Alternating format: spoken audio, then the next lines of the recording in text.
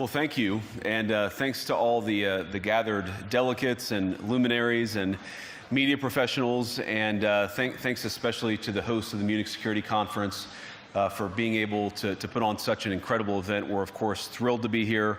We're happy to be here. And, you know, one of the things that I wanted to talk about today is, of course, our shared values. And, you know, it's great to be back in Germany. As you heard earlier, I was here last year as United States Senator.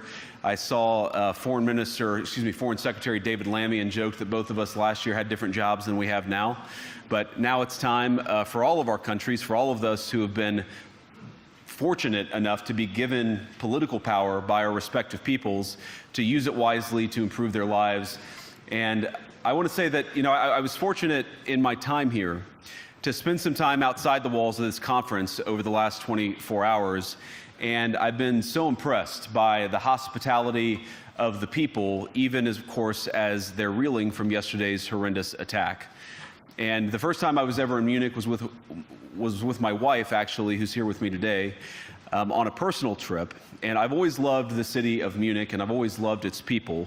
And I just want to say that we're very moved, and our thoughts and prayers are with Munich and everybody affected by the evil inflicted on this beautiful community. We're thinking about you, we're praying for you, and we will certainly be rooting for you in the days and weeks to come. Now, thank you.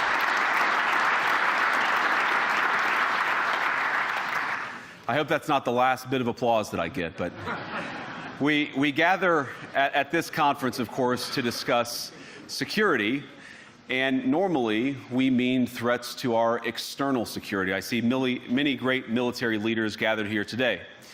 But while the Trump administration is very concerned with European security and believes that we can come to a reasonable settlement between Russia and Ukraine, and we also believe that it's important in the coming years for Europe to step up in a big way to provide for its own defense, the threat that I worry the most about vis-a-vis Europe is not Russia, it's not China, it's not any other external actor.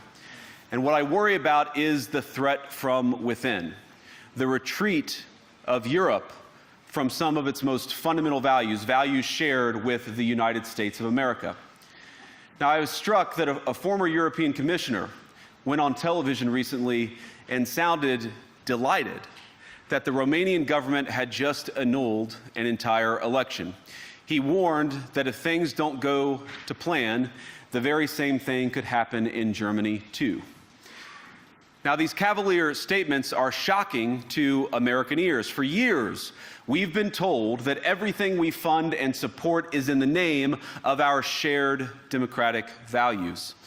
Everything from our Ukraine policy to digital censorship is billed as a defense of democracy. But when we see European courts canceling elections and senior officials threatening to cancel others, we ought to ask whether we're holding ourselves to an appropriately high standard. And I say ourselves because I fundamentally believe that we are on the same team. We must do more than talk about democratic values, we must live them. Now, within living memory of many of you in this room, the Cold War positioned defenders of democracy against much more tyrannical forces on this continent. And consider the side in that fight that censored dissidents, that closed churches, that canceled elections. Were they the good guys? Certainly not. And thank God they lost the Cold War. They lost because they neither valued nor respected all of the extraordinary blessings of liberty. The freedom to surprise, to make mistakes, to invent, to build. As it turns out, you can't mandate innovation or creativity, just as you can't force people what to think, what to feel, or what to believe. And we believe those things are certainly connected. And unfortunately, when I look at Europe today, it's sometimes not so clear what happened to some of the Cold War's winners. I look to Brussels, where EU commissars warn citizens that they intend to shut down social media during times of civil unrest the moment they spot what they've judged to be, quote, hateful content. Or to this very country, where police have carried out raids against citizens suspected of posting anti-feminist comments online as part of, quote, combating misogyny on the internet, a day of action. I look to Sweden, where 2 weeks ago the government convicted a Christian activist for participating in Koran burnings that resulted in his friend's murder. And as the judge in his case chillingly noted, Sweden's laws to supposedly protect free expression do not, in fact, grant, and I'm quoting, a free pass to do or say anything without risking offending the group that holds that belief. And perhaps most concerningly, I look to our very dear friends, the United Kingdom, where the backslide away from conscience rights has placed the basic liberties of religious Britons in particular in the crosshairs. A little over 2 years ago, the British government charged Adam Smith Connor, a 51-year-old physiotherapist and an Army veteran, with the heinous crime of standing 50 meters from an abortion clinic and silently praying for 3 minutes. Not obstructing anyone, not interacting with anyone, just silently praying on his own. And after British law enforcement spotted him and demanded to know what he was praying for, Adam replied simply, it was on behalf of the unborn son he and his former girlfriend had aborted years before. Now, the officers were not moved. Adam was found guilty of breaking the government's new buffer zones law, which criminalizes silent prayer and other actions that could influence a person's decision within 200 meters of an abortion facility. He was sentenced to pay thousands of pounds in legal costs to the prosecution. Now, I wish I could say that this was a fluke, a one-off crazy example of a badly written law being enacted against a single person. But no, this last October, just a few months ago, the Scottish government began distributing letters to citizens whose houses lay within so-called safe access zones, warning them that even private prayer within their own homes may amount to breaking the law. Naturally, the government urged readers to report any fellow citizen suspected guilty of thought crime. In Britain and across Europe, free speech, I fear, is in retreat. And in the interest of comedy, my friends, but also in the interest of truth, I will admit that sometimes the loudest voices for censorship have come not from within Europe, but from within my own country, where the prior administration threatened and bullied social media companies to censor so-called misinformation. Misinformation like, for example, the idea that coronavirus had likely leaked from a laboratory in China. Our own government encouraged private companies to silence people who dared to utter what turned out to be an obvious truth. So I come here today not just with an observation, but with an offer. And just as the Biden administration seemed desperate to silence people for speaking their minds, so the Trump administration will do precisely the opposite, and I hope that we can work together on that. In Washington, there is a new sheriff in town, and under Donald Trump's leadership, we may disagree with your views, but we will fight to defend your right to offer it in the public square, agree or disagree. If you think what happened in Maui, North Carolina, and California is bad, be prepared for.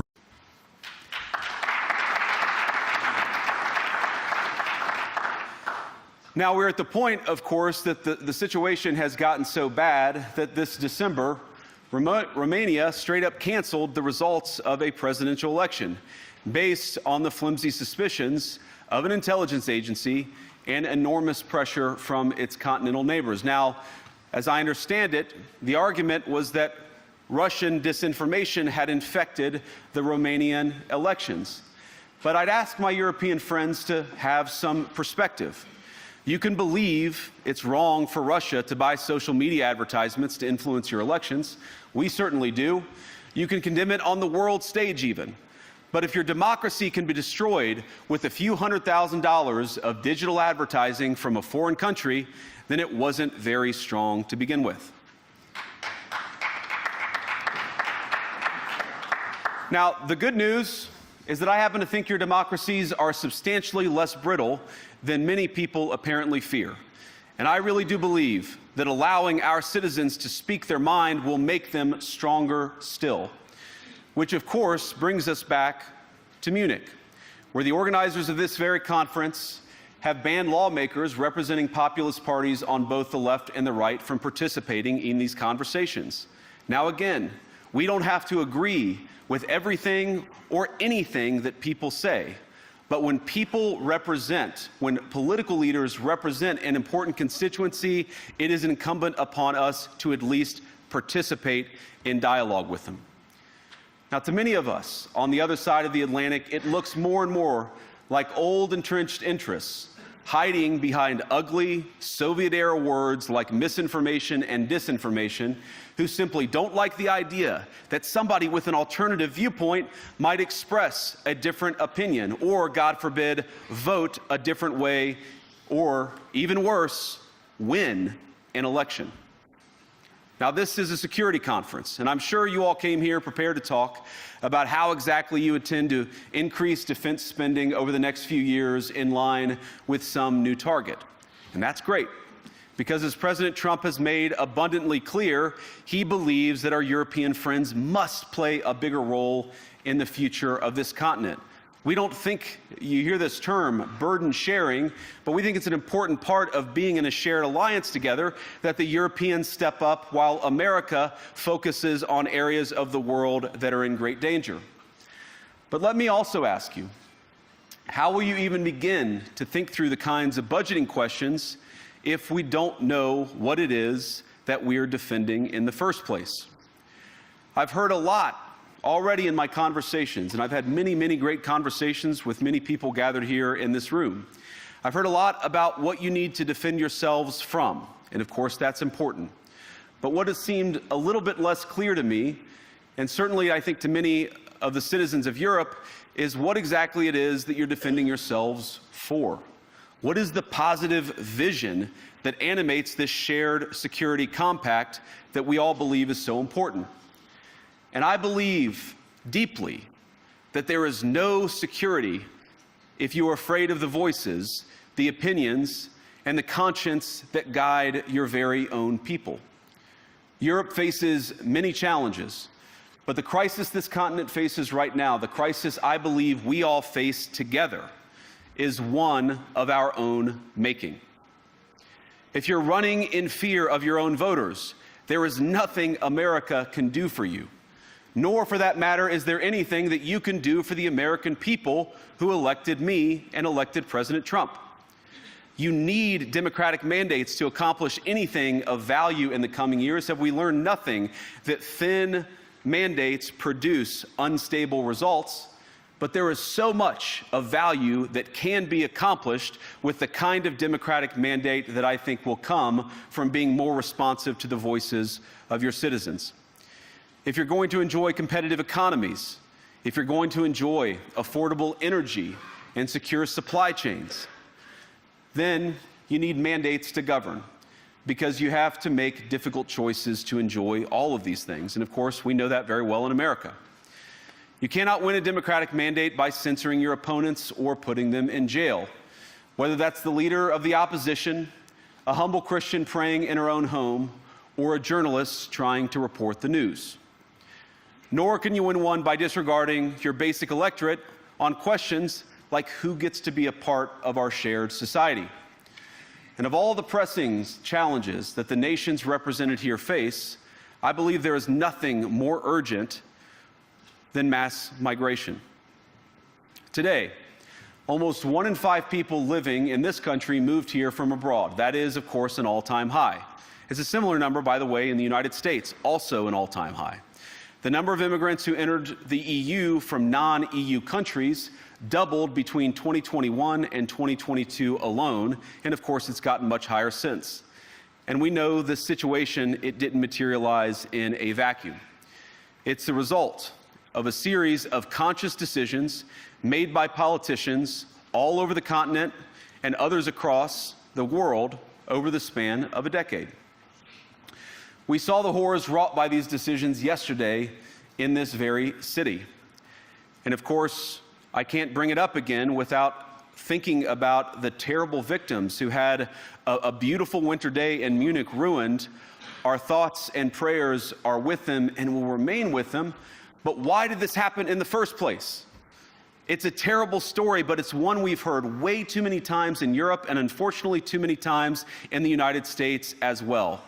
An asylum seeker, often a young man in his mid-20s, already known to police, rams a car into a crowd and shatters a community. How many times must we suffer these appalling setbacks before we change course and take our shared civilization in a new direction? No voter on this continent went to the ballot box to open the floodgates to millions of unvetted immigrants. But you know what they did vote for? In England, they voted for Brexit, and agree or disagree, they voted for it. And more all over Europe, they're voting for political leaders who promise to put an end to out-of-control migration. Now, I happen to agree with a lot of these concerns, but you don't have to agree with me. I just think that people care about their homes, they care about their dreams, they care about their safety and their capacity to provide for themselves and their children. And they're smart. I think this is one of the most important things I've learned in my brief time in politics.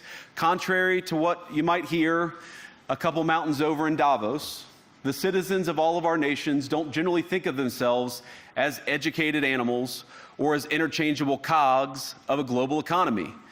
And it's hardly surprising that they don't want to be shuffled about or relentlessly ignored by their leaders. And it is the business of democracy to adjudicate these big questions at the ballot box. I believe that dismissing people, dismissing their concerns, or worse yet, shutting down media, shutting down elections, or shutting people out of the political process protects nothing. In fact, it is the most surefire way to destroy democracy. And speaking up and expressing opinions isn't election interference. Even when people express views outside your own country, and even when those people are very influential. And trust me, I say this with all humor, if American democracy can survive 10 years of Greta Thunberg scolding, you guys can survive a few months of Elon Musk. But what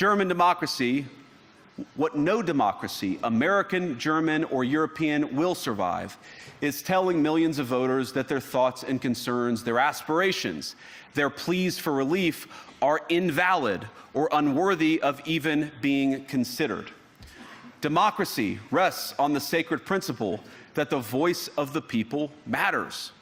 There's no room for firewalls. You either uphold the principle or you don't. Europeans, the people, have a voice. European leaders have a choice. And my strong belief is that we do not need to be afraid of the future. You can embrace what your people tell you, even when it's surprising, even when you don't agree. And if you do so, you can face the future with certainty and with confidence, knowing that the nation stands behind each of you. And that, to me, is the great magic of democracy. It's not in these stone buildings or beautiful hotels. It's not even in the great institutions that we have built together as a shared society. To believe in democracy is to understand that each of our citizens has wisdom and has a voice. And if we refuse to listen to that voice, even our most successful fights will secure very little. As Pope John Paul II, in my view, one of the most extraordinary champions of democracy on this continent or any other, once said, "Do not be afraid." We shouldn't be afraid of our people, even when they express views that disagree with their leadership. Thank you all. Good luck to all of you. God bless you.